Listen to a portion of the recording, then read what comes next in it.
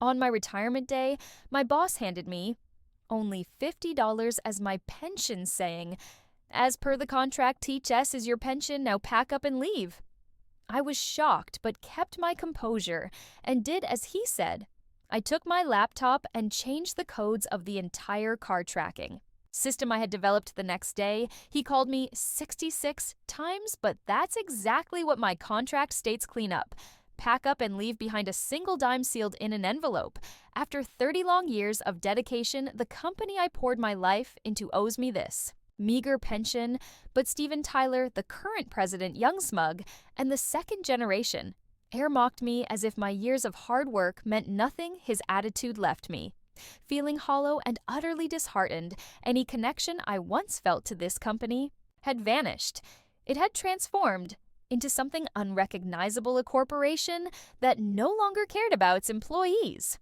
I didn't argue. I simply nodded, took the packet he handed me, and replied, "Understood." Afterward, I headed straight to the system's management room. There I erased all the data from the company's management system. You might think it was a cruel thing to do, but it was outlined in the contract as part of my responsibilities. Following the president's orders, I cleaned everything up as required. That was my final task moments. Later, chaos erupted in the office. "Hey, I can't send emails." "What's going on?" someone exclaimed. "I can't access the internal system either." Another voice joined in. The place buzzed with confusion and panic. Then the president himself stormed toward me, pale and visibly shaken. "Stephen, what's happening here? Are you okay?" he asked, his voice trembling.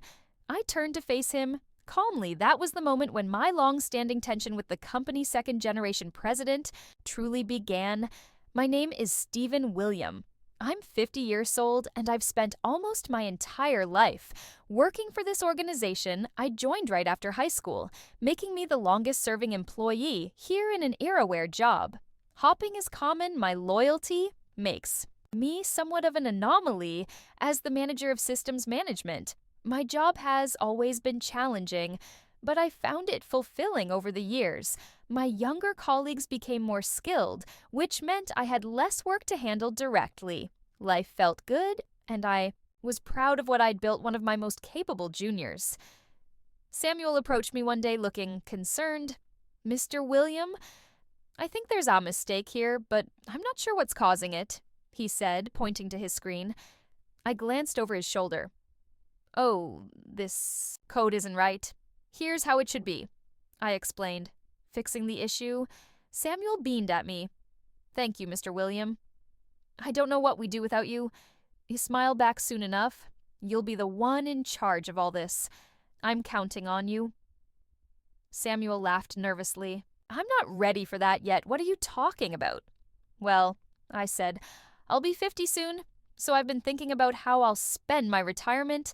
Samuel shook his head. "You've still got over a decade left." "Mr. William, why are you even talking about retiring?" Being in his 30s, Samuel didn't yet understand how quickly time flies. Still, I assured him I plan to keep working hard until the day I leave. There's a lot I still want to accomplish. Before then, back then, I felt satisfied with my life and proud of my career. But everything changed so suddenly. It started when Ethan Tyler, the company's founder and president, fell ill and had to be hospitalized. His condition worsened unexpectedly, leaving no hope for recovery. In his absence, his only son, Stephen, swiftly took over. As president, Stephen wasted no time delivering an emotional inaugural speech. "This situation has shocked us all, but it's time to unite and move forward together. We'll bring about the changes this company needs to thrive," he declared, his enthusiasm almost contagious at first. His words lifted everyone's spirits. Stephen had an undeniable charisma that made people believe in him.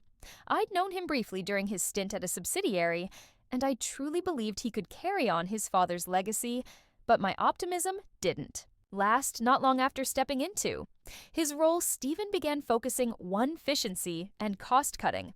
His sweeping changes included sudden reorganization, staff layoffs, and transfers that disrupted the entire office. Chaos quickly followed, but the most heartbreaking part of his leadership was he treated the company's senior long, serving employees instead of valuing their experience. He saw them as obstacles to younger workers. growth rather than firing them outright. He demoted them to lower roles with significant pay cuts. For instance, skilled salespeople were reassigned to desk jobs while support staff who struggled in these new positions eventually quit out of frustration. Meanwhile, younger employees were promoted at lightning speed, often without the necessary skills or experience to justify it at first. I tried to make sense of it. If the younger workers were genuinely talented, I might have understood. But the truth was, their performance reviews didn't reflect their capabilities. The company's talented young workers disillusioned by the favoritism left in droves. Those who stayed were mostly the president's loyal sycophants benefiting from undeserved perks today. Yet another trusted colleague of mine announced they were leaving. The team I had worked with for decades was falling apart. One resignation at a time. He was one of our top salespeople, someone who consistently boosted the company's revenue as he packed up to leave. He smiled faintly and said, "Thank you for everything." Stephen, I forced to smile, trying to keep my emotions in check. "But why are you leaving? You're so good at what you do, Helette." Out a heavy sigh and replied, "I'm just tired of giving my all to this place. It doesn't feel worth it anymore." Then he looked at me and added, "But Stephen, you're the backbone of this company. No one else can manage these systems like you do. Hang in there." As a grin probably trying to lighten the mood, I felt tears welling up in my eyes. I tried to smile back, but my heart ached I should have been waving him off with a cheerful farewell. But all I could do was watch him leave, his back disappearing into the distance. How many times had I seen colleagues, friends walk away like this? You'd think a mass exodus like this would spark a rebellion, but nothing ever happened. One by one, talented employees left, leaving behind only those who were overworked, resigned to their fates, or loyal to President Stephen. I was one of the determined ones, still clinging to the company I had once loved. But it was clear the company was on a downward spiral. The signs of decline were everywhere, and even President Stephen seemed increasingly uneasy. "This is just a temporary setback," I overheard him telling his supporters one day. "It's like crouching before a big leap forward. We'll bounce back soon." I couldn't believe the arrogance in his words, especially when those around him blindly echoed. As expected from the president, it was obvious he wasn't willing to admit his mistakes. Frustrated, I returned to the system management room where Samuel was waiting for me. "Mr. William, there's big news," Samuel said excitedly. "The president is coming to inspect the system management room today." What that surprised word is. After all the personnel changes, he's now looking to cut costs in our department. He might even target the systems themselves. Is a kid trying to hide my unease? "There's not much we can do, Samuel. President Stephen has a habit of making cuts in critical areas. It's good he's enthusiastic, but his priorities are all wrong." Not long after President Stephen arrived, he entered the room, his eyes scanning everything as though he were trying to figure out. "What we actually did here, isn't the air conditioning too high?" he asked suddenly. "Heating and cooling costs are significant, you know." He answered calmly, "Computers are sensitive to heat, so this temperature is necessary for management purposes." He gave a half-hearted nod but seemed uninterested in my explanation. Ignoring me, he turned his attention to Samuel and started asking him questions. For some reason, he completely overlooked the fact that I was the manager. After wandering around the room for a while, he finally turned to me. "Stephen, right?" "Yes, Mr. President," I replied, surprised he even remembered my name. "How long have you been working here?" 30 years, I answered. 30 years? That's quite a long time, he said, his tone overly casual, almost dismissive. It grated on me, but I kept my composure. He continued, "I noticed your base salary is rather high. Was that part of your original employment terms?" "Yes, it was," I replied firmly. "Well, Samuel here is managing the system now too, isn't he technically?" "Yes," I said, though his comment unsettled me. This was my first one-on-one conversation with the president, and despite my reservations, I decided to offer some advice. "Mr. President, I strongly recommend not replacing the current system with all the personnel changes. Recently, many employees are still adjusting to their new roles. Switching systems now would only reduce efficiency further." "President." Stephen raised an eyebrow, clearly annoyed. Before I could explain further, he cut me off. "That's for me to decide," he snapped. I feel silent, his sudden Harshness was unexpected. I'd never seen him look at anyone like that before. Cold and condescending a worker, like you, challenging the president's decisions? He sneered. You need to remember your place. I'm sorry, I muttered, feeling a mix of anger and frustration. He smirked and added, You're the manager, right? Steven, don't worry, I'll think about this thoroughly, just like I do with the system. His tone was dripping with sarcasm as he walked out. Samuel, who had been watching the whole exchange, nervously let out a sigh of relief once. The president was gone. That was intense. Mr. William, you're incredible. I shook my head. I'm sorry, Samuel. I didn't mean to create such an awkward situation. No, it's okay, he said quickly. Honestly, your viewpoint makes a lot of sense, but the president, he incredibly frustrating. What's going through his mind? Probably nothing good, I said, with a scowl. Samuel and I sat quietly for a moment, both deep in thought. After that day, we decided to have an honest conversation about our future plans. It seemed like the best course of action, considering the company's current state. A month later, I was summoned to the president's office. When I arrived, President Stephen greeted me with a forced smile. Stephen, thank you for all your hard work over the years, he began. I nodded politely, unsure of where this was going. Then he dropped the bombshell. We've decided to let you go. I stared at him, in disbelief. What did you just say? It's not personal, he said, with a grin. It's strictly business. He handed me a small packet, adding, this is your pension. The envelope he gave me looked cheap and something about it felt wrong. Why wasn't the payment done via a bank transfer? Still in shock, I opened it to find a single coin inside a dime. Mr. President, this isn't funny, not even as a joke, I said, my voice trembling with anger. Oh, it's no joke? He replied coolly. He pulled out a document and placed it on the desk in front of me. Take a look at this. I recognized the paper immediately. It was the employment contract I had signed 30 years ago. When I first joined, the company president, Stephen, tapped a specific section of my old employment contract with his finger. Look here, he said smugly, your employer pension is listed as 10. My eyes widened in shock next to the section about the employer pension, which originally just stated pension provided someone had scribbled. In 10 with a ballpoint pen, the writing was unmistakably different from the printed text. President Stephen grinned triumphantly as he traced over the handwritten words. See, I didn't write. It was already there. Amusing, isn't it? But you signed and stamped this contract, didn't you? I opened my mouth to object, but he cut me off before I could say a word. This is all by the book, he said firmly. Clean up and leave justice stated in the contract. His expression made it clear that any argument would be pointless. I realized I had probably been on his radar for some time. Now I was the kind of long-serving employee he wanted to push out, someone who represented the old guard he despised.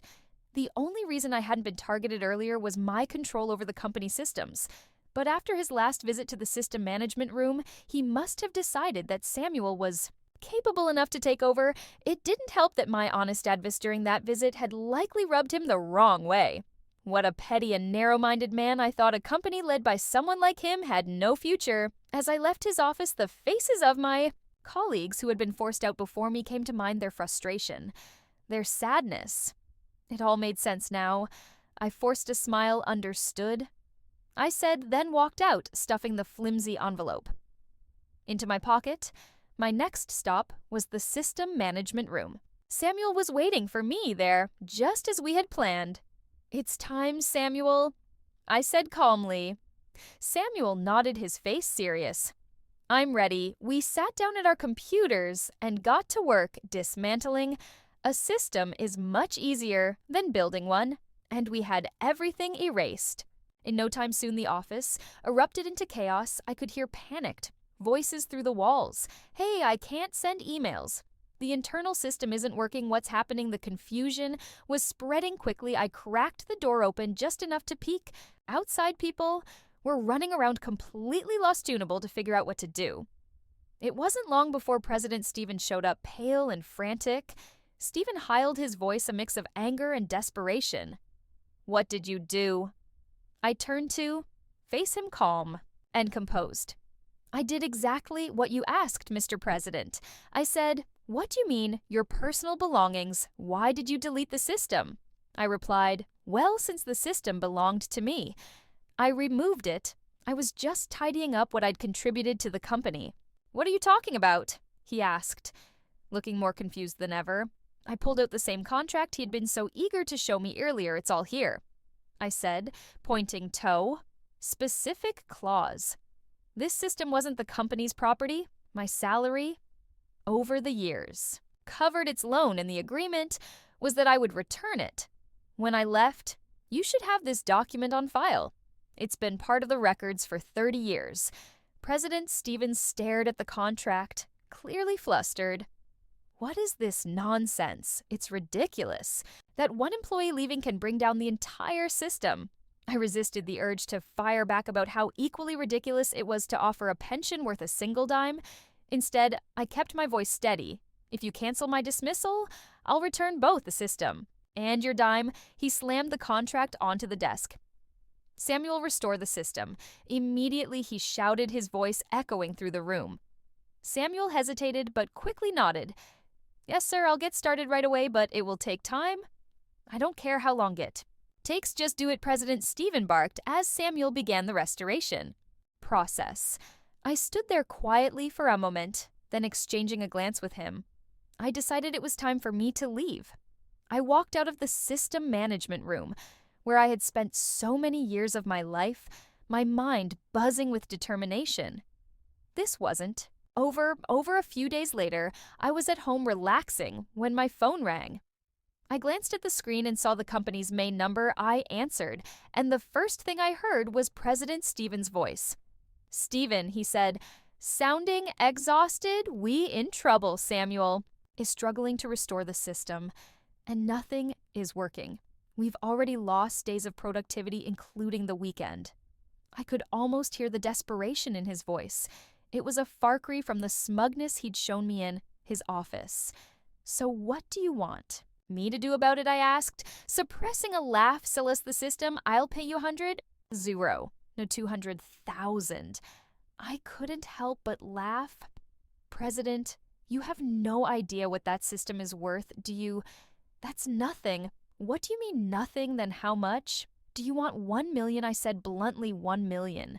His voice cracked, and I could almost picture the look on his face. "Yes, 1 million, I said, keeping my tone steady even at that price. "You're getting a bargain. That system is worth far more. This is outrageous." He snapped. "That's more than your entire pension," which, as you'll recall, was just 10, I replied, dry, realizing he wasn't taking me seriously.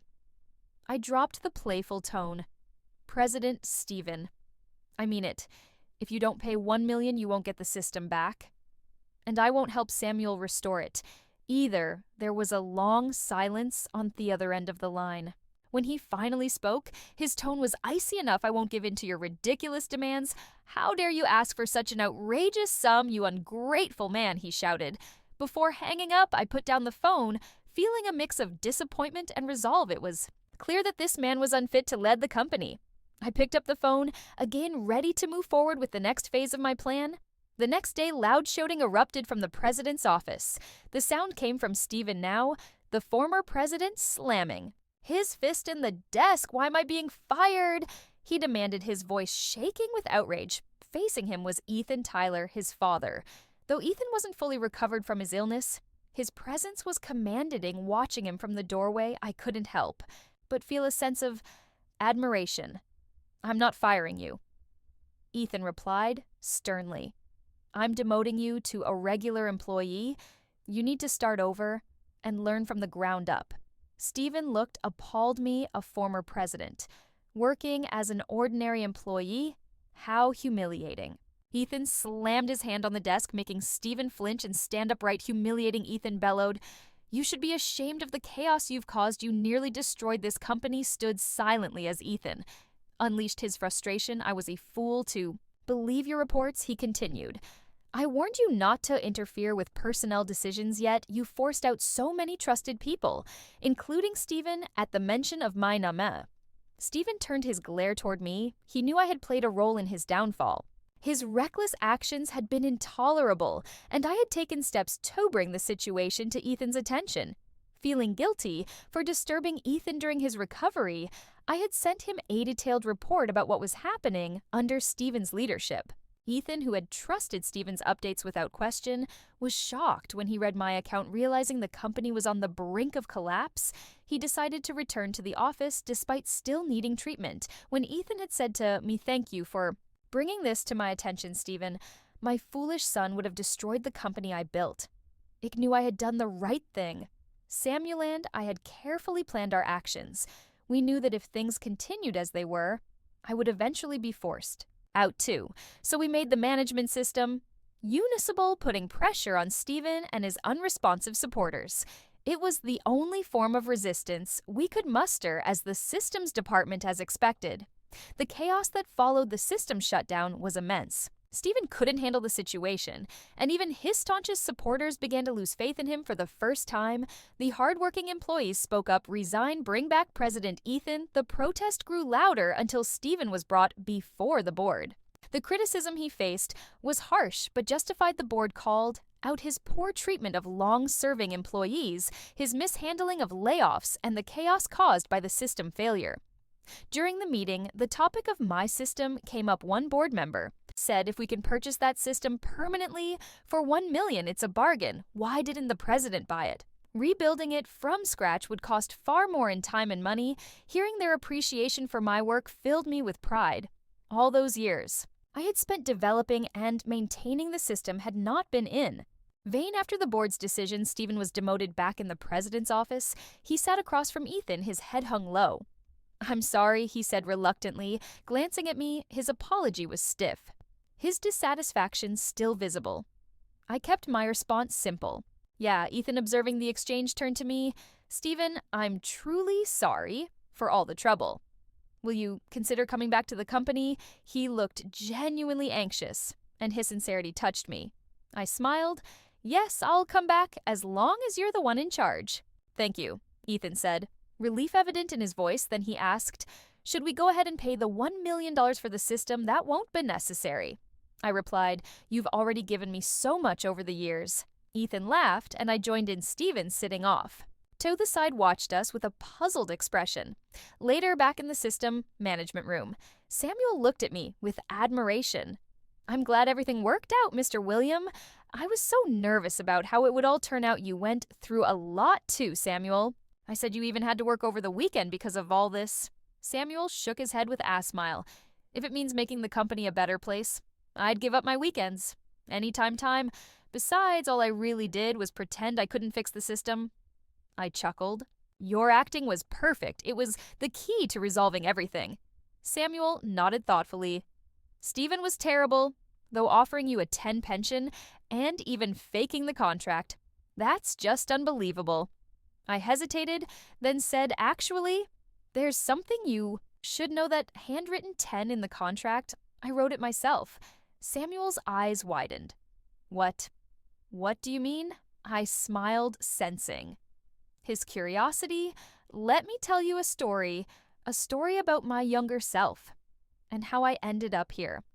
It's something I've never shared with anyone before. Back in middle and high school, I was a loner. I couldn't fit in, and I struggled to communicate with others. Most of my time was spent alone in my room, tinkering with my computer.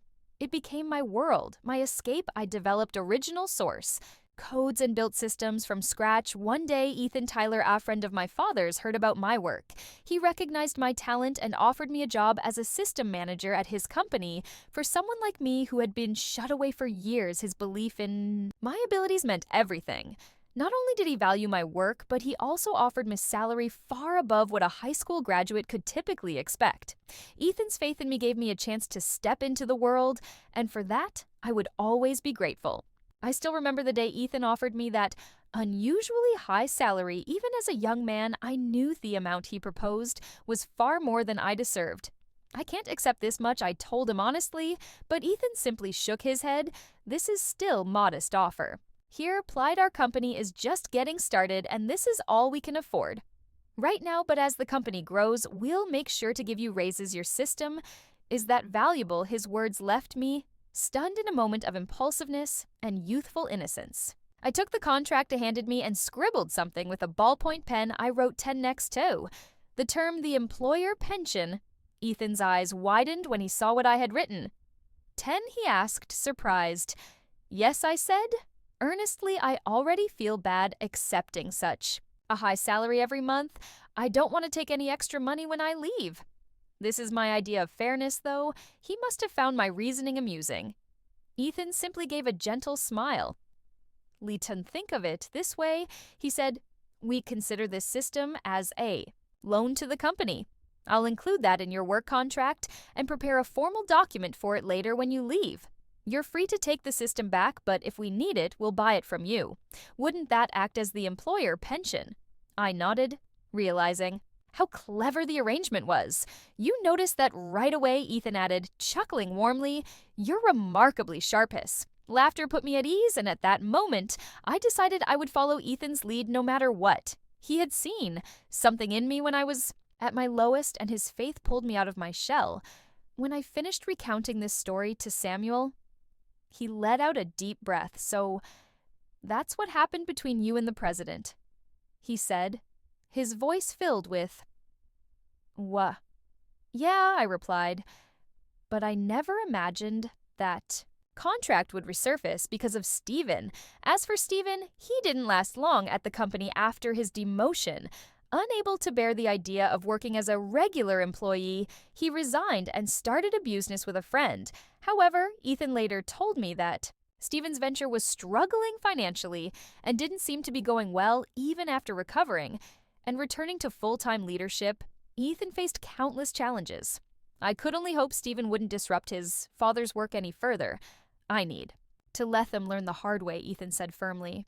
One day it's like a lion throwing its cub into the valley to teach it how to survive. I doubted Stephen would ever ask for help. Even if he needed it, he had chosen to quit on his own, and he was too proud to admit defeat with Ethan back in charge of the company. Slowly regained its energy and focus. Samuel and he worked tirelessly to make up for lost time, developing a new system that was more efficient and user-friendly. Things were starting to feel right again. One day I received unexpected news during a visit to Ethan's office. What do you want me to do? I asked him, curious about the purpose of the meeting. Ethan leaned back in his chair and smiled. I want you to work as an executive, he said simply. I froze. An executive, yes. He said, his tone serious yet kind. You're my right-hand man. Now eventually I'd like you to become the executive vice president. I hope you'll agree to work alongside me as we rebuild this company. The weight of his words hit me hard. Executive Vice President. The title itself carried immense responsibility. It meant overseeing the entire organization and standing as Ethan's closest advisor. Do you really think I'm suited for a role like this? I asked. Hesitantly, Ethan's gaze softened as it always did when he sensed my doubts. The next generation. Eyes ready, aren't they? He said, referring to Samuel and the younger employees we had been mentoring. I nodded. Yes, I'm confident Samuel can handle it. There's no issue there then. Let'n get started, Ethan said with a smile. We need to prepare for the shareholders meeting and finalize your executive appointment. Contract, his use of the word contract, made us both chuckle. Make sure you don't write 10 on this one. He teased. Oh, don't worry, I won't. I replied, laughing along with him. The warmth in the room was palpable, and for the first time in a long while I felt a deep sense of hope and belonging. As I left the president's office, a thought struck me. Could I as an executive help bring back some of my colleagues who had left in despair? The idea filled me with determination. I was grateful I had fought to defend this company, even when the odds were stacked against me. This company had given me a chance to step out of my isolated world and find happiness under the open sky. It had become more than just a workplace. It was a place that connected people past, present, and future. As I walked back to my office, I felt the cool breeze of a new beginning. For the first time, I was moving forward, ready to embrace what lay ahead.